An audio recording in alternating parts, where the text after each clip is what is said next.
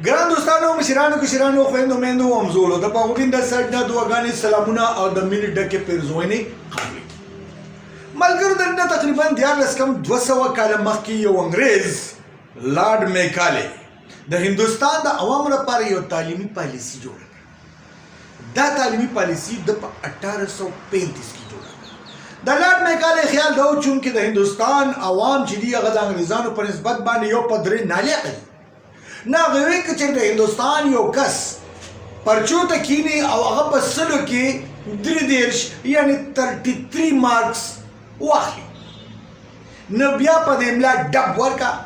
او مخکې کا او ورته وایي چې مبارک شه ماشوم پاس شو.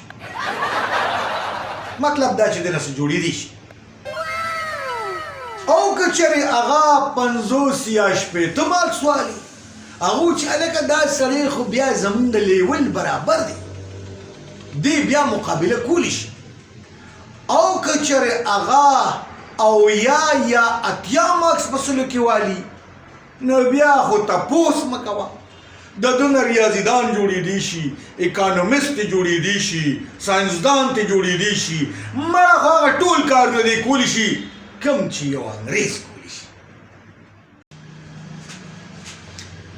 لیکن په سال 2021-20 کې د پاکستان طالب علمانو هغه کارنامه وکړه چې عقل او دنیا ورته دواړه حیران شو. د پاکستان طالب علمانو په دې امتحان کې په سلو کې 100% نمبر واخیستی یعنی یو هم پرې نه ښود. د لارډ بابنټن میکالې روح په ښه ټوپونه وایي. که چېرې لارډ بابنټن میکالې ژوندی و نو فوراً به جسته راختې او یو بوجۍ به د نوبل پرایزونو ډکه کړې وه او راغلی به او دا نوبل پرایزونه به د پاکستان وزیر تعلیم شوکت محمود په قدمونو کې به نوستي ځکه چې دا کارنامه د شوکت محمود په دور کې وشوه او دا په هغه دور کې وشوه چې کله په ټوله دنیا کې کرونا نه ماشومان سکول ته تللی دي نه ورته چا استاد سبق ښوولی دی او نه ماشومانو چې د کتاب رااخیستی. د هغې باوجود هغې په سلو کې 100% نمبرې ترلاسه کړي. لارډ بابنټن میکالې به سوچ کړي چې غرق شو. اوس خو به په پاکستان کې په یو ډسک باندې نیوټن آینسټاین او ګلیلیو ناست دي. د پاکستان په کوڅو کیسو کې به ساینسدانان منډې وهي. د پاکستان په کالجونو او یونیورسټو په لیبارټریو کې به نوې نوې تجربې کېږي نوې نوې ایجادونه به کېږي او نوې نوې فارمولې به جوړېږي. د پاکستان سټوډنټان به اوس د نوې انډسټرۍ لګولو او د نوې تبدیلۍ راوستو سوچونه به کوي. هغه به وایي چې قابلیت خو په پاکستان کې ښکاره شو. په پاکستان کې به د مور په غېږ کې اوس ماشوم د میتھمیټکس سوالونه حل کوي. لیکن چې لارډ بابنټن میکالې کله پاکستان ته رارسېدلی و حق حیران به پاتې شوي. ابو چې داسې دي لارډ بابنټن میکالې چې دا هر څه لیکلي نو من به غټ شوي او په خپل قابلیت به ورته غرور راغلی. هغه به وایي چې دا یاران خو اوسه پورې زما په فارموله باندې روان دي. دوی خو د بد نه بدتر شوي دي. هغوی خو ټول ازاخته دي ټول کتابونه حفظ کوي. په یونیورسټۍ کې په سکولونو کې په کالجونو کې به تا ته صرف او صرف حافظان ملو شي. د فزیکس حافظان د کیمسټرۍ حافظان د بیالوجي حافظان تر دې پورې چې د میتھمیټک حافظان به درته پکې هم ملو شي. ټول والدین اخته دي خپل ماشومان په هغه ادارې کې د داخلولو په کوشش کې دي کوم چې دا کتابونه د دې بچو ته په صحیح طریقې باندې رټه کړي شي او د والدینو خیال دا دی چې دی دا کتاب بغیر څه غلطۍ کولو باندې خوشخطه په خوشخطه د خپل دماغ نه هغه رټه په پرچه ولیکي. باقي به که پوهېږي او که نه پوهېږي هغې سره کار نشي. په دې دور کې په پاکستان کې د ټول نه بهترین استاد هغه دی کوم چې کتاب ماشوم ته په ښه طریقه باندې رټه کړی شي او د ټولو نه بهترین اداره هغه ده چې کومه ماشومانو ته د کتابونو راټکولو بهترین انتظام وکړي شي. په پاکستان کې هماغه زوړ پخواني تعلیمي کنټینټس را روان دي په کتابونو کې چې څه دي هغه زمونږ نیکیانو راټه کړي، بیا زمونږ پلارانو راټه کړه، بیا مونږ راټه کړه، اوس یې زمونږ بچي راټه کوي. مسلسل هماغه سیستم را روان دی. باقي په کتابونو کې چې کله تبدیلی کېږي نو صرف تصویران پکې رنګین شي او د کتابونو کورونه بدل شي او قیمتونه بدل شي او باقي دننه هماغه زوړ امام او زړې تراوی. حکومت اعلان کوي چې بسته دې سپکه کړی شي، لیکن تاسو به حیران شئ چې کله نوی کریکولم راغی نو د هغې کتابونه د زړو کتابونو نه ډېر درانه دي. بسته یې ښه درانه کړه. ماشومان سهار وختي د کتابونو یو پنډ را په شا کړي چې سکول ته یې رارسوي نو په ملې دړي. بیا استادان انخلي نو یو سبجیکټ ورته راټکول سټارټ کړي، ګړه ماشوم له پرې مزغو کې ورمنډي. نو ماشوم تر چوټې پورې دومره ګنګس شي چې پتلو کې کله ناکله بسته په سکول کې پاتې شي ولاړ شي. د پاکستان تعلیمي نظام دومره حده پورې نان پریکټیکل شوی دی چې کوم کې موږ سټوډنټانو نه موږ به په لسم نهم کې د پریکټیکل کاپې باقاعده تیارولې او هغه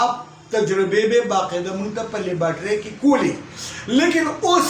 تقریبا 90% سټوډنټان دا تجربې د سره کوي نه په سکولونو کې او ته به حیران شي چې دومره حده پورې سټوډنټان ناراسته شوي چې هغه کاپې په خپله نه جوړوي. کومې د پریکټیکل کاپې چې دي بازار کې تا ته ریډي میډ میلاویږي او هغه کاپې خلک والي په بیا او هغه اگزام کې یوسي او په ګورمنټ سطح باندې د ټیچرانو وړاندې هغه پریکټیکل کې پاس. زه حیران یم چې دا څنګه وشي. د دې نه علاوه په تیوري یادولو کې دا ممکن نه ده چې تو ټول کتابونه تیوریټیکلی یاد کړي. سو سپا خبره ده ته به دویمه اسره لټې او دویمه اسره ده نقل. نقل اوس د پاکستان تعلیمي نظام کې یو کلچر دی چې نقل یو کس اونې کې په ایگزام کې ناغه باندې خلک لعنت وي. اوس د حال لپاره یو لفظ استعمالیږي چې سخت حال دی که نرم حال دی. سخت حال خلک هغې ته وایي چې کوم کې څوک نقل ته نه پرېږدي او نرم حال هغه دی چې فری پرېښي چې زه بچو څه لیکې د کتابونو نه ولیکې څه به م یاد کړي که نه. که یو استاذ په حال کې سټوډنټانو ته نقل پرې نه دي نو هغه ډېر ظالم استاذ ګڼلی کېږي. هغه پسې خلک خیرې کوي چې د ماشومانو مستقبل تباه کو، د ماشومان نقل ته پرې نه ښود، کیریئر یې خراب شو. د پریکټیکل خبره برته سو کما په 9th کې په فزیکس کتاب کې یو آله ده ورنیر کیلیپر، کما چې یو انتهایی ساده آله ده. 90% سټوډنټانو خو اول ورنیر کیلیپر لاس کې اغشتی. که چا ورنیر کیلیپر لاس کې اغشتی هم دی نو هغه په استعمال او په مطلب یې نه پوهېږي. او دا ورنیر کیلیپر هغه آله ده کوم چې 100 سال مخکې انګریزانو غورځولې ده، هغه اوس ډیجیټل ده لیکن هغه زموږ کورس کې اوس هم شامله ده. د دې نه علاوه دا نور کمپلیکیټډ آلې خو پرېږده، په ورنیر کیلیپر باندې څوک نه پوهېږي. او یوه بله ډېره د افسوس خبره راته وکړه چې پاکستان کې انفارمیشن ټیکنالوجي یعنی آئی ټي یو 100% پریکټیکل ایجوکیشن دی. آی کې کوډینګ دی، په کمپیوټر باندې کار کول دي، پریکټیکل شو کول دي، لیکن زمونږ ټیکنیکل بورډ اخته دی هغه صرف تیوریټیکل اگزامونه اخلي. ټول ادارې آئی ټي ډپلوما آفر کوي او ته به حیران شي چې کمپیوټر له څوک ګوتې هم نه وړي، هماغه تیوریټیکل پیپر یې پاس کوي او د آئی ټي ډپلوماګانې چې خلک اي او بیا د هغې نه که ته تپوس کې نه په پریکټیکل باندې د سره پوهېږي نه. زه بخښنه غواړم په دې خبره که څوک هم سروې کول غواړئ نو اوکې زما سروې خدا را چې یو قسم په پریکټیکل نه پیږي چې ته شاز نادر به یو ادارې چې هغه به پریکټیکل باندې پوهیږي ځکه په آی ټي ډیپلوما کې باقاعده HTML کوډینګ شامل دی او ویب ډیزاینینګ شامل دی لیکن 99% نه 100% سټوډنټان چې په ویب ډیزاینینګ باندې د سره پوهیږي موږ دومره حده پورې نان پریکټیکل شوي یو چې زموږ د تعلیم اړو مقصد پاتې نه دی زمونږ تعلیم چې دی هغه جست د کتابونو لاندې تیرېدل دي او خره پیدا کوي زمونږ تعلیمي ماحول چې دی هغه یو مقصد نشته د هغې یو ټارګټ نشته چې موږ چېرته روان زه ډېر افسوس او ډېر غم سره وایم چې دا پریکټیکلیټي خو پرېږده په ټوله دنیا کې په 120 ملکونو کې د تعلیم د رینک د لحاظ نه د پاکستان 113 نمبر دی مطلب صرف و ملکونه موږ نه رستو دي نو ټول موږ نه مخکې صد افسوس تاسو خپله سوچو کې په پاکستان کې پښتانه راته یادوم پښتانه 99% پښتانه چې دي نه پښتو لیکلی شي او نه پښتو ویلی شي تا به چې ته نه لیدلې چې چاته ته یو پښتون چاته په پښتو کې خط لیکلی دی تا به نه لیدلې چې چا یو خبر په پښتو کې وړی سیوا ده شاعرۍ نه داسې اردو کې موږ اخته وو 10-12 کاله هغې ته اردو ویو ښیو په ګرامر والا مازغه ګړوبېږو لیکن کله هم چې چېرته لاړ شي نو په کا کې به خامخا نښتي داسې انګریزي ده 12 کاله موږ به ماشوم له دماغ ګړوبېږو ځکه چې دا د پاکستان دفتري ژبه ده مورنۍ ژبه پښتو نه علاوه قومي ژبه اردو هم زده کوي او بیا دفتري ژبه چې کومه ده انګریزي وروره به خامخا زده کوي نو که چېرې 12 کاله ولې موږ دماغ ګړوبېږو نو هغه چېرته ماته ګوډه کونډه رونډه شانتې انګریزي زده کړي د دې نه علاوه ماشوم به خامخا دین هم زده کوي د دین سبق قرآن شریف او مونځ تاسو به حیران شئ زه بخښنه غواړم چې دا خبره کومه 99% خلک په دې نه پوهېږي چې د قرآن کې څه دي 99% خلک په دې نه پوهېږي موږ د مونځ کې څه وایو نو موږ ایز ا هول تشې ژبې زده کوو او په دې ژبو باندې هم زموږ کنټرول نشته چې کله دې ځای یو تعلیم یافته سړی خبرې کوي نو عربي هم پکې وي پښتو هم پکې وي انګلیش هم پکې وي اردو هم پکې وي لکه څنګه هغه جومات طالبان هغه وظیفه نه راغونډوي چې دا کور نه ترکاري راغوښتي الو هم پکې وي کچالو هم پکې وي ساګ هم پکې وي ټیپر هم پکې وي هماغه زمونږ د دې ژبې هم دی ملګرو په موجوده دور یعنی 2022 کې په دې وخت کې د پاکستان تعلیمي شرح چې دا هغه 59.13% ده مطلب دا چې تقریبا 80% ده په پاکستان کې په 80 کسانو کې 40 کسان بې تعلیمي دي دغسې که ته د ښځو او د سړو تعلیم وګورې نو په سړو کې که چېرې ته 100 کسان سړي راوالې نو په هغې کې 83 سړي چې دی هغه تعلیم یافته دي او باقي بې تعلیمه دي دغسې که ته د ښځو تعلیم وګورې نو هر 100 ښځو کې 52 ښځې تعلیم یافته دي او باقي بې تعلیمه دي داسې که موږ د پاکستان تعلیمي شرح د صوبو د لحاظ نه وګورو نو د ټولو نه په تعلیم کې چې مخ په وړاندې صوبه ده هغه ده پنجاب په پنجاب کې 63% یعنی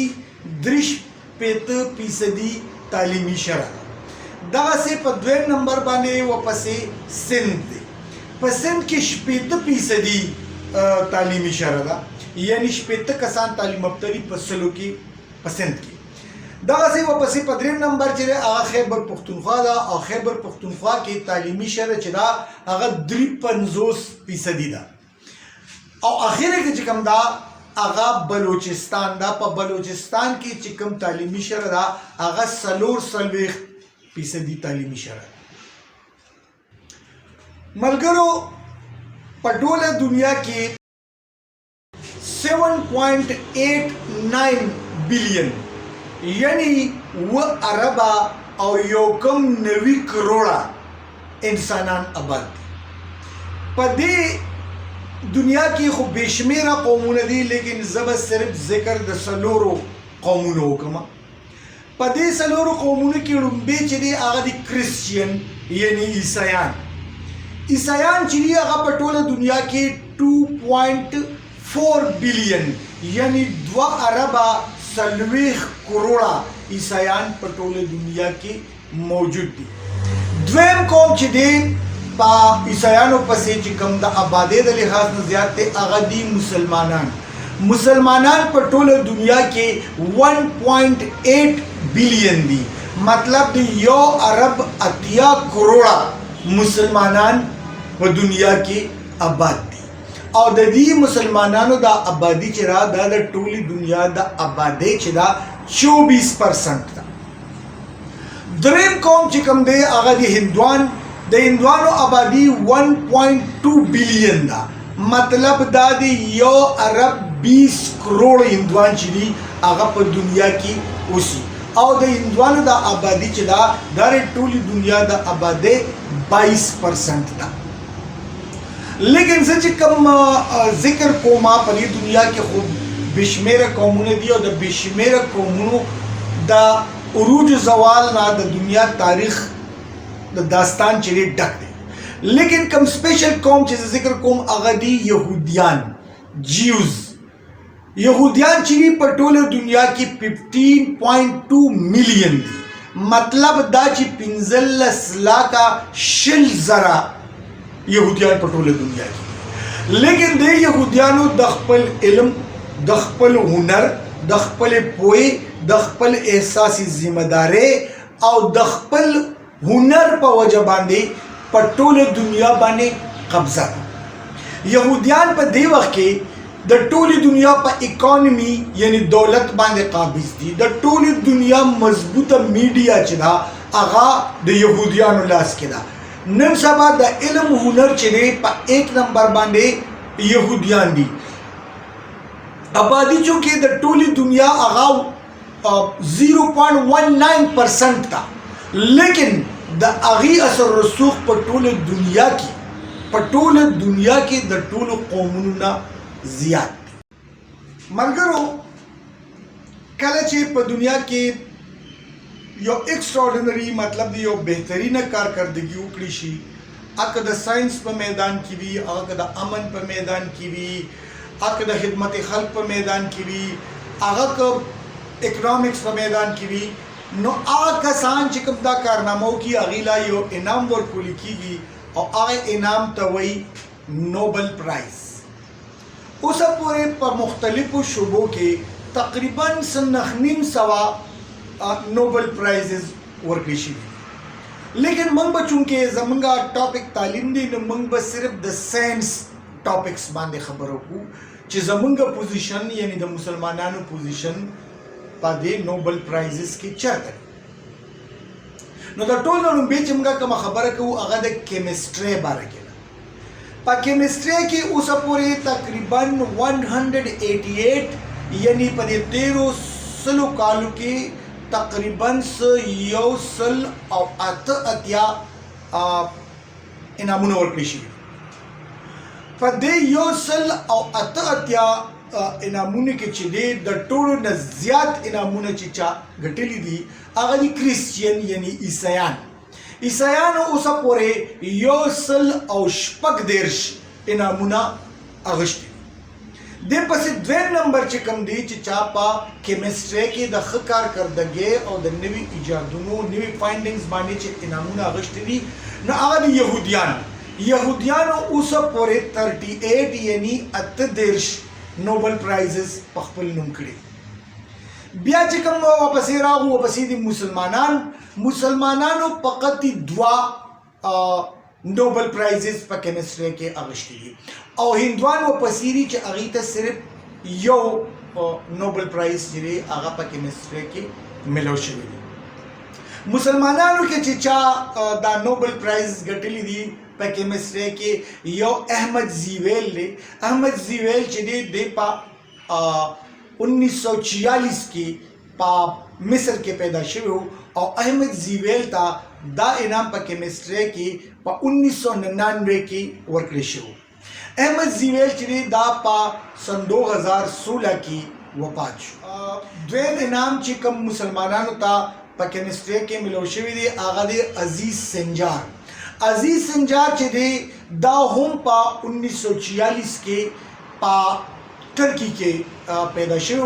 او عزیز سنجار ته په کیمسټري کې دا نوبل پرایز په 2015 کې ورکړی شو. عزیز سنجار لا اوسه پورې حیات دی. دا دې نه علاوه چې کوم هندوانو کې کم کس په کیمسټري کې انعام ګټلی واحد انعام ګټلی دی هغه دی وینکی راماکرشن.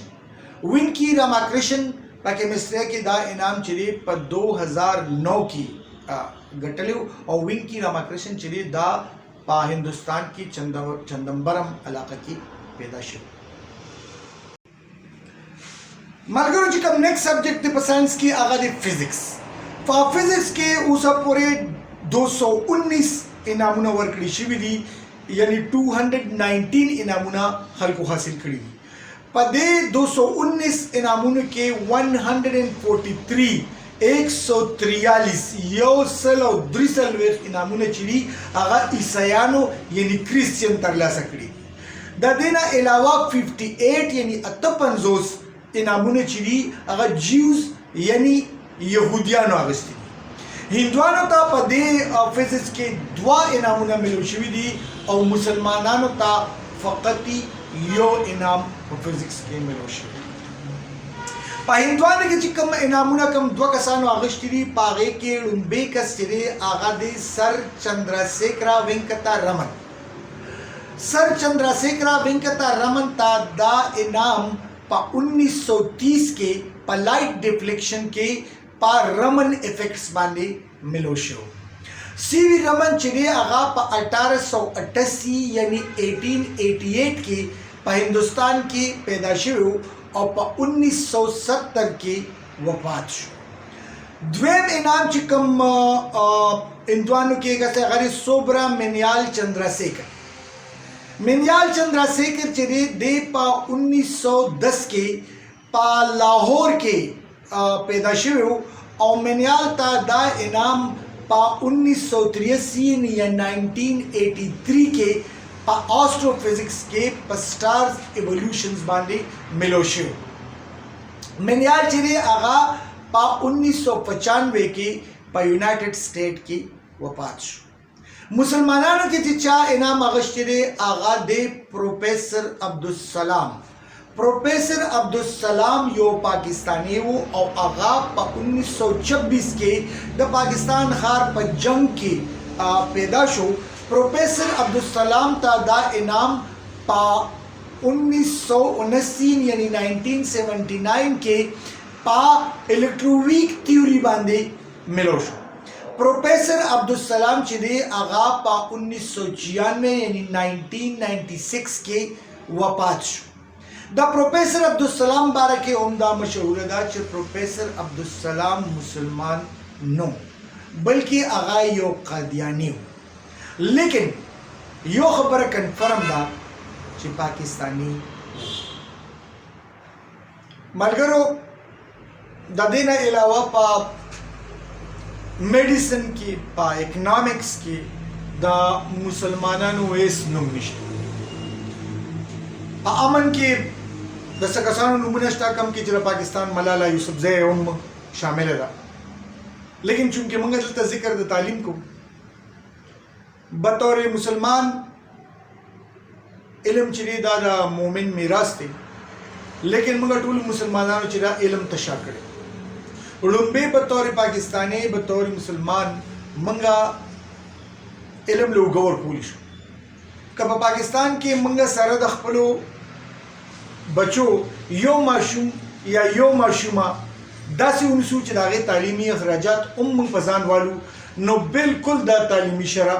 بره خطی شي. موږ له صرف د حکومت په تمه کېناستل نه دي پکار. موږ له دې کې خپل لاس په غوزول هم پکار دي